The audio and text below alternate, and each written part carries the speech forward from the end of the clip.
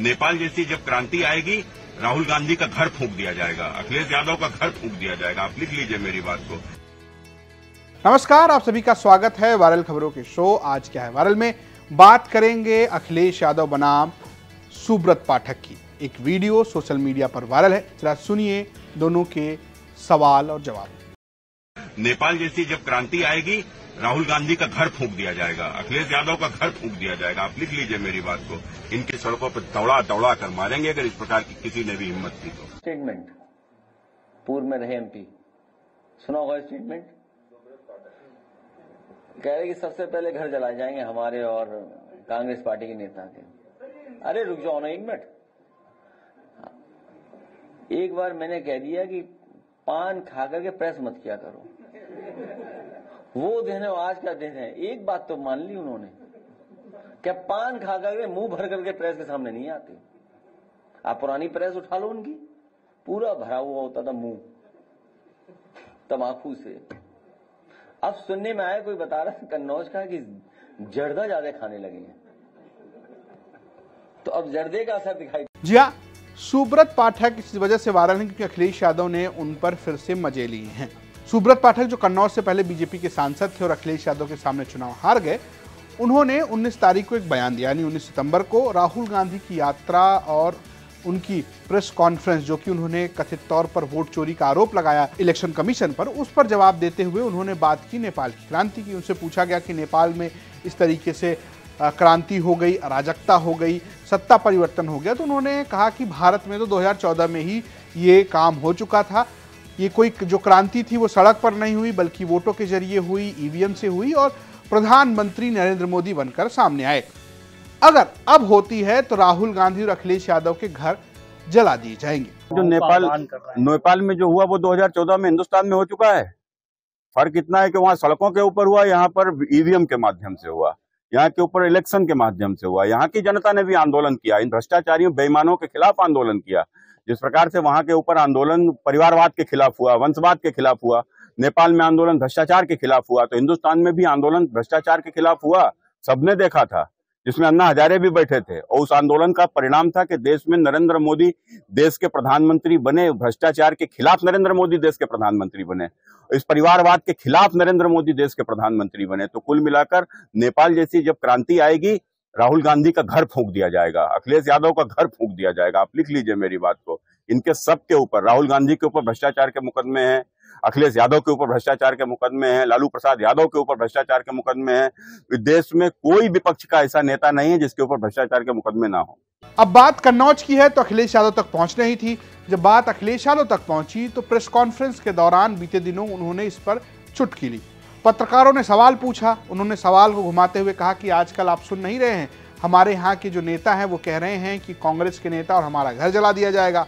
लेकिन एक खास बात यह है कि जब से मैंने उनको ये कहा है पान मसाला मुंह में रखकर प्रेस मत किया कीजिए, तब से वो बिना कुछ मुंह में रखे हुए प्रेस कॉन्फ्रेंस कर रहे हैं। जरा अखिलेश यादव को सुनिए। तुमने हमारे यहाँ का एक एमपी का नहीं सुना स्टेटमेंट, पूर्व में रहे एमपी, सुना होगा स्टेटमेंट। कह रहे कि सबसे पहले घर जलाए जाएंगे हमारे और कांग्रेस पार्टी के नेता के। अरे रुक जाओ ना एक मिनट। एक बार मैंने कह दिया कि पान खा करके प्रेस मत किया करो। वो दिन है, आज का दिन है। एक बात तो मान ली उन्होंने, क्या पान खा करके मुंह भर करके प्रेस के सामने नहीं आते।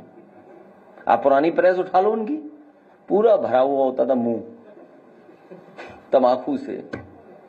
अब सुनने में आया, कोई बता रहा कन्नौज का कि जर्दा ज्यादा खाने लगे हैं, तो अब जर्दे का असर दिखाई दे रहा है मुझे। अब आपको जरा समझाते हैं कि ये पान मसाला का मटेरियल क्या है। दरअसल पान मसाले का मामला बहुत पुराना है। सुब्रत पाठक पर अखिलेश यादव ने आरोप लगाया था कि उन्होंने संसद में पान मसाला या खैनी खाई। खैनी खाते हुए उनका एक वीडियो सामने आया। तब सुब्रत पाठक ने कहा कि मैं ऐसा कुछ नहीं करता हूं, लेकिन उसके बाद ये मामला लगातार बढ़ता रहा। चुनाव के दौरान भी 2024 में जब अखिलेश यादव कन्नौज से लड़ने पहुंचे तो उन्होंने सुब्रत पाठक के पान मसाले खाने को लेकर खूब टारगेट किया। उन्होंने कहा कि जो मुंह में हमेशा पान मसाला दबाए रखता है वो विकास की बात क्या करेगा। ये बात जब उन्होंने कही तब सुब्रत पाठक ने खुलेआम इस बात को स्वीकारा कि वो पान मसाला खाते हैं क्योंकि वो इसी बिजनेस से हैं। लेकिन विकास उन्होंने क्या किया उसका जवाब उन्होंने अखिलेश यादव को जरूर दिया है। तब की दोनों की बातचीत भी हम आपको सुनवाते हैं। हम लोग जितने बैठे हैं वो कोई नहीं खा पी रहा है। अगर मुंह में पान होगा तो विकास की बात कैसे करोगे बताओ?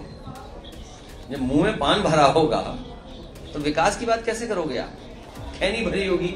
ये जो मुंह भर के रहते हैं दिन रात सुबह शाम, उन्हें जाए और वो प्लांट देख करके आए कि आखिरकार टेट्रा पैकिंग कन्नौज में क्यों नहीं हो रही। बात रखता हूँ पान मसाला, मैं पान मसाला खाता हूँ, सार्वजनिक स्पष्ट रूप से बोल रहा हूँ, मैं पान मसाला खाता हूँ और चूंकि हम लोगों का व्यवसाय उससे जुड़ा हुआ है तो इस कारण से हम लोग, अब उन्होंने कहा कि हम संसद में पान मसाला खाते हैं तो हम बोलते क्या है, तो जब हम बोलते क्या है या बोलेंगे कैसे, तो हमने संसद में जो भी मुद्दे उठाए हमने उनको कल ट्वीट भी किया है। सुब्रत पाठक और अखिलेश यादव की अदावत बड़ी पुरानी है, क्योंकि कन्नौज वो सीट है जहां से अखिलेश यादव पहली बार सांसद बने थे, बाद में डिंपल यादव बनी और बाद में डिंपल यादव को सुब्रत पाठक ने 2019 के लोकसभा चुनाव में, जब गठबंधन था समाजवादी पार्टी और बसपा का, उस चुनाव में हराया और खूब चर्चा में आए।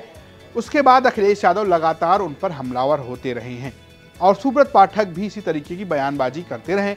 एक बार फिर से दोनों की अदावत सामने आई। हालांकि अखिलेश यादव हमेशा की तरह अपने मारक व्यंग के लिए जाने जाते हैं और उन्होंने उसी तरीके का व्यंग उनको जवाब के तौर पर दिया। अब बात करते हैं दिन की दूसरी वायरल वीडियो की। बात करते हैं पीसीएस स्वाति गुप्ता की। जी हाँ, उनका एक वीडियो वायरल है जिसमें वो ये कह रही हैं कि फैंस जो हैं अगर वो मुझसे मिलना चाहते हैं तो उसके लिए उनके पास दो शर्तें हैं। एक तो फेसबुक पे उनके टॉप फैंस बन जाएं और उनकी वीडियो को 30 दिनों तक लाइक और शेयर करें। जरा इस वायरल वीडियो को देखिए। काफ़ी लोग मेरे से मिलने आते हैं, मैं पोस्ट भी डालती हूँ। जो भी मेरे से मिलने आएगा मैं उसकी पोस्ट तो डालूंगी ही ऑब्वियसली। तो जिसको भी मेरे से मिलना है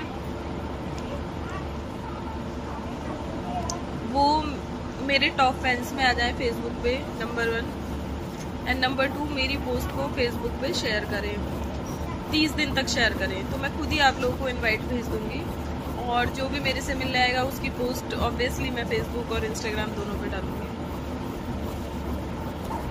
इस वीडियो को लेकर कई लोग कमेंट कर रहे हैं, बहुत सारे कमेंट आ रहे हैं। लोग इस तरीके की बात कर रहे हैं कि बताइए एक पीसीएस अधिकारी रीलबाजी में है। इस तरीके के तमाम कमेंट इस पर आ रहे हैं। आपको बता दें 2017 में स्वाति गुप्ता ने परीक्षा पास करके पंचायती राज विभाग में नौकरी ली और वो अभी कार्यपालक अधिकारी हैं, मुख्यालय में ही रहती हैं। आपको बता दें कि उनका अपना यूट्यूब चैनल है। हालांकि अब उस पर बहुत कंटेंट नहीं मिलता, लेकिन पहले वहाँ पर यूपीएससी और उससे जुड़े प्रिपरेशन की तैयारियां कराया करती थी और उसकी खूब चर्चा होती थी।